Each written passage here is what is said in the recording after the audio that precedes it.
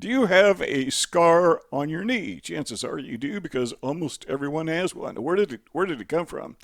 Well, chances are when you were a kid, you fell. I remember I was in gym class and we were jumping hurdles and I didn't jump one of them. I almost did, but not quite.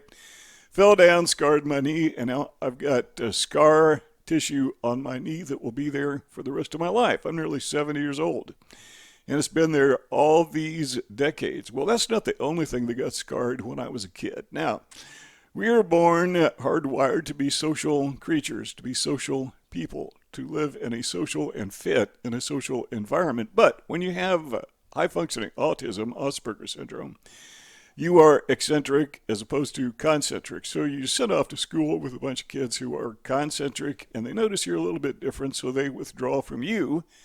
And then they say you are withdrawn. Now you start going through all kinds of trauma. It depends on who you went to school with or who you attempted to socialize with when you were a kid. Maybe not school, maybe neighborhood kids, maybe family, whatever.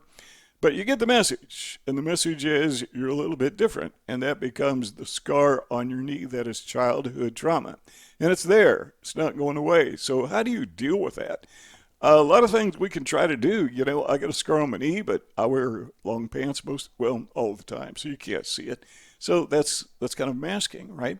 So a lot of times we will mask our behavior, try to pretend to be something that we are not, and I guess that's okay. Everyone masks to some degree, but that's not a real solution for us because the trauma is still there, has been for decades, and it's not going away. But what we can do, like the scar on our knee, depending on the severity of it, we can manage it. And I got to tell you, the childhood trauma that you endured due to your Asperger syndrome, due to your high functioning autism, chances are that it's far worse than a scar on your knee because it affects every aspect of your life. Scar on my knee doesn't cause me any problem getting a job, but Asperger syndrome, yeah, that does, because not only, well, let me frame it this way.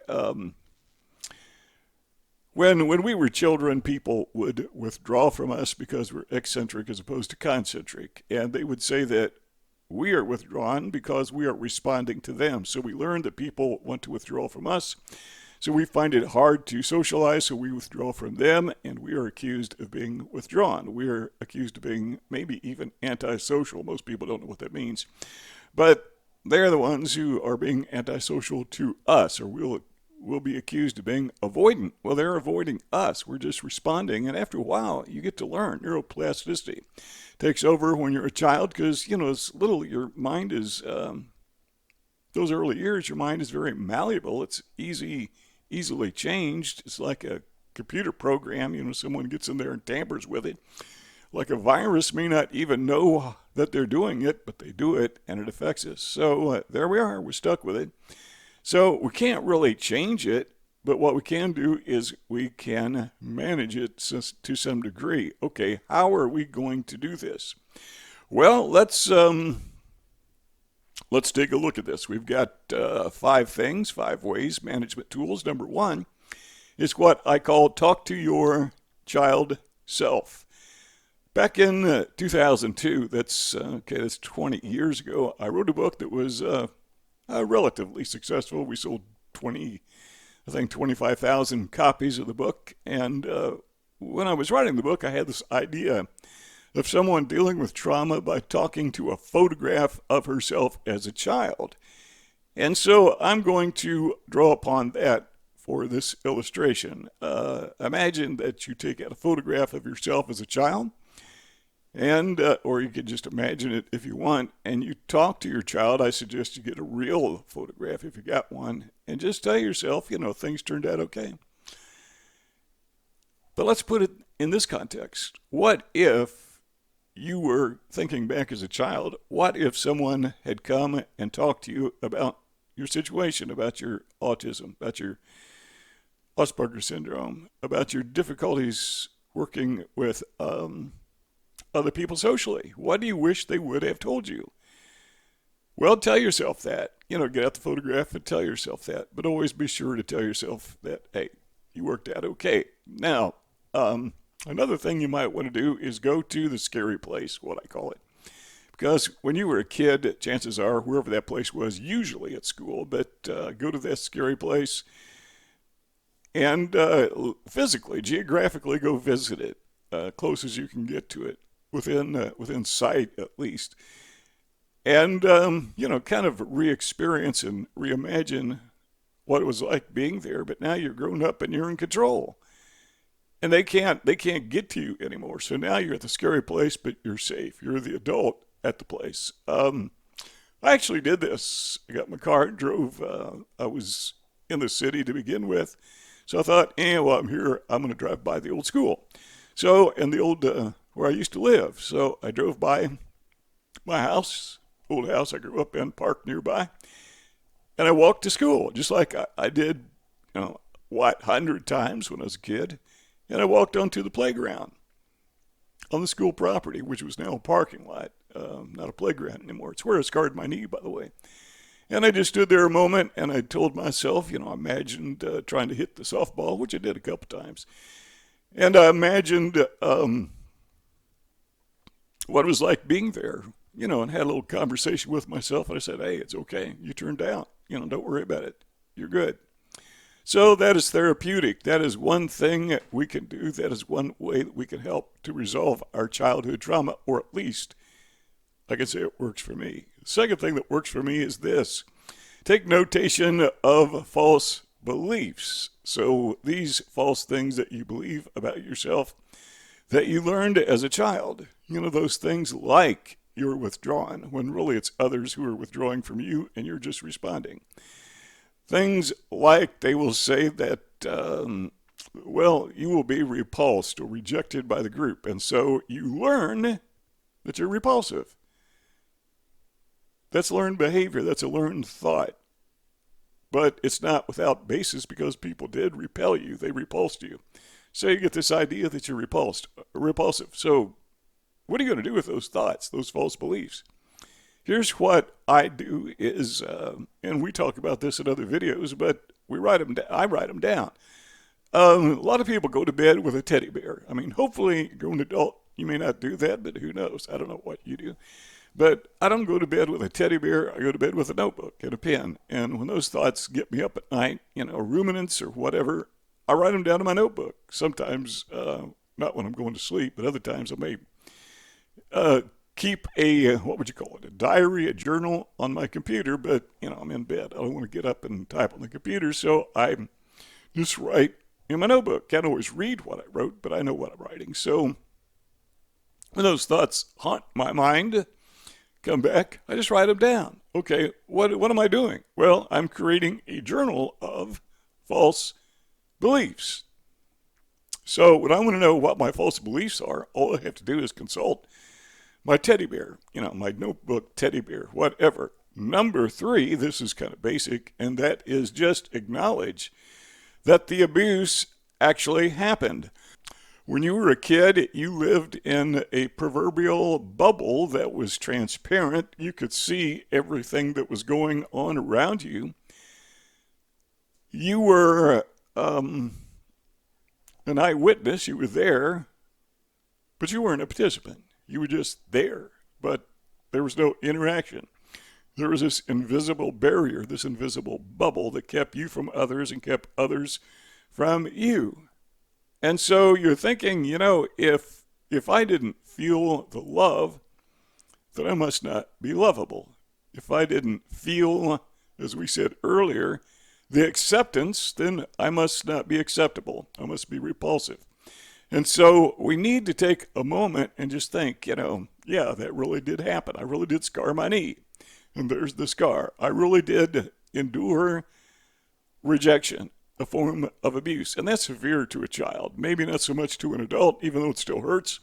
To a child, it's particularly sensitive, and you spend your entire life with this sensitivity. So when you are rejected as an adult, you still feel the rejection because, you remember what it was like as a kid. And I think probably every child faces rejection at some point in time in life, probably many times.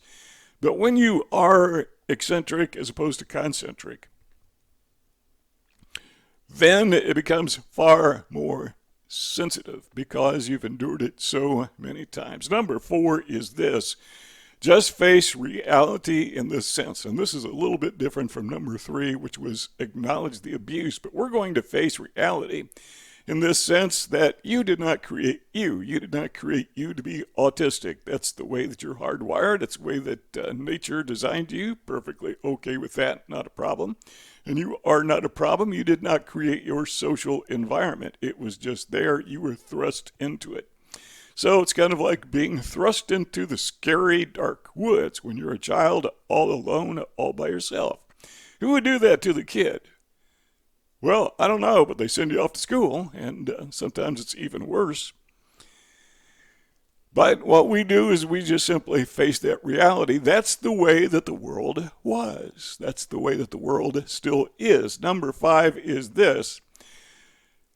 And again, I'm talking about strategies that I have devised for myself. But number 5 is don't overreach. And by that, I mean sometimes we are so desperate to be accepted. We are so desperate for normalcy that we try too hard, and that just makes things worse. It only gets worse. Or sometimes we do just the opposite. We get angry. We become resentful. And that turns to revengefulness. And we try to take out our frustrations on other people. That is a form of overreaching. Or sometimes we will use our autism as an excuse. Now, sometimes it's not an excuse, it's a reason. And we don't want to deny that because we're talking about accepting reality. But when we use autism not as a reason, but as an excuse, to be irresponsible or to be disrespectful to other people, that is a form, in my opinion, of overreach. So we try hard not to do that, living in a real world. Number 6 is purpose to change your mind, but don't try to change your environment because circumstances are what encircle you. And some people say you should rise above your circumstances, and I get what they mean, and I think everyone does. But when you rise above your circumstances, you're just in new circumstances. So sometimes we need to change circumstances. That's understandable. That's okay. At least I think it is. But we always are surrounded by circumstances. And who we are is part of our circumstances.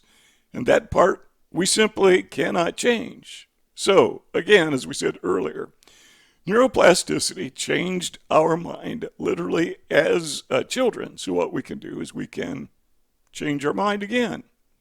We're just talking about changing our thinking, changing it back. So when you were a kid, you were clay. Malleable, little lump of clay. And your environment, I hate to say society because we tend to blame too much on society, but our social environment took us, a lump of clay, and it formed us into what we are today. So what we want to do is we want to take that lump of clay and we want to shape it back the way that it was. But the problem is, as we mentioned earlier, our mind was very malleable as children. But here we are today, and that lump of clay, the person that we are today is not so malleable. It's a little bit harder to change, but typically it still can be changed. So it's kind of like a corrupted computer program. But what we can do is work upon changing that which is changeable. Those unlearned patterns that don't work, or I should say we need to unlearn those patterns that don't work and make them workable. Delete the virus from our brain when it's possible to do. Can we ever achieve absolute perfection? We're not going to do that. But what we can do is we can make improvements.